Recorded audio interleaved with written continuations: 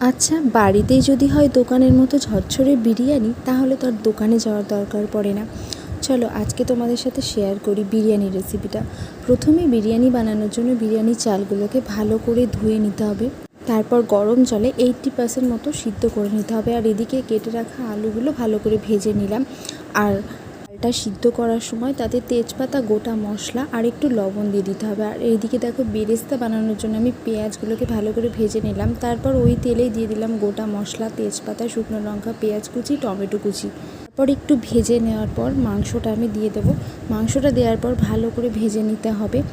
ভাজার সময় যখন দেখবে জলটা শুকনো হয়ে এসছে, তখন এখানে পেস্ট করে রাখা আদা, পেঁয়াজ, রসুন আর শুকনো লঙ্কা, কাঁচা লঙ্কা দিয়ে যে পেস্টটা বানিয়ে রেখেছিলাম, সেই পেস্টটা এবার আমি মাংসর মধ্যে দিয়ে দেবো। দিয়ে ভালো করে কষতে থাকবো। ভালো করে এই সময় মাংসটা মশলা দিয়ে নেড়ে ছেড়ে কষে নিতে হবে। আর কষানোর সময় এখানে আমি দিয়ে দেবো পরিমাণ মতো লবণ, হলুদ, জিরের গুঁড়ো, ধনের গুঁড়ো। আর আমি এখানে দিয়ে দেবো 1 চামচ মতো গরম মশলা। সেটা আমার বাড়িতেই বানানো, সেটা পরে তোমাদের সাথে একদিন শেয়ার করব। সব মশলাগুলো দিয়ে ভালো করে মাংসটা কষাতে হবে। এই সময় ঢাকা দিয়ে দিয়ে কষতে হবে, যাতে মাংসটা ভালো মতো সিদ্ধ হয়ে যায়। মাংসটা সিদ্ধ হয়ে এলে কিন্তু মাংস থেকে কিন্তু জল তেলটা ছেড়ে আসবে, তখনই বুঝবে মাংসটা পুরোপুরি সিদ্ধ হয়ে গেছে। আর এদিকে আমি বিরিয়ানি বানানোর জন্য অন্য একটি কড়াইয়ে প্রথমে ঘি লাগিয়ে নেব।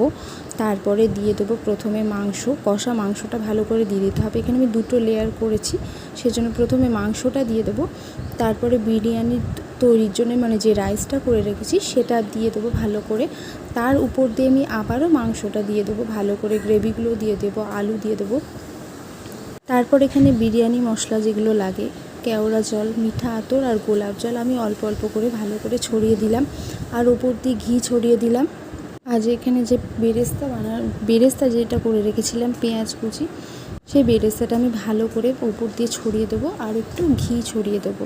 এইবার ঢাকা দিয়ে 30 থেকে 40 মিনিট মতো এটাকে রান্না করতে হবে। আর ঢাকনার যে ছিদ্রটা আছে সেটা ভালো করে একটা কাগজ দিয়ে বন্ধ করে দিতে হবে। এবার 30 থেকে 40 মিনিট এটা রান্না হওয়ার পর পুরোপুরি রেডি হয়ে যাবে বিরিয়ানিটা। দেখো 40 মিনিট পর আমি এটাকে ঢাকনা খুলে দেখলাম পুরোপুরি তৈরি হয়ে গেছে। আর বিরিয়ানিটা দারুণ হয়েছে, কিন্তু শুধু আমি বানিয়েছি বলে বলছি না, খেতেও কিন্তু খুব টেস্ট হয়েছিল, সবাই কিন্তু খুব ভালো বলেছে। যাই হোক, তোমরাও যদি বাড়িতে এইভাবে বিরিয়ানি বানাতে চাও তাহলে অবশ্যই একবার ট্রাই করো। তোমরাও কিন্তু বাড়িতে এইভাবে বিরিয়ানি ট্রাই করে দেখতে পারো। রবিবারের দুপুরে এরকম বিরিয়ানি আর সাথে যদি চিকেন কষা থাকে তাহলে কিন্তু আলাদাই ব্যাপার, তাই না? বাড়িতে অবশ্যই কিন্তু ট্রাই করে দেখো।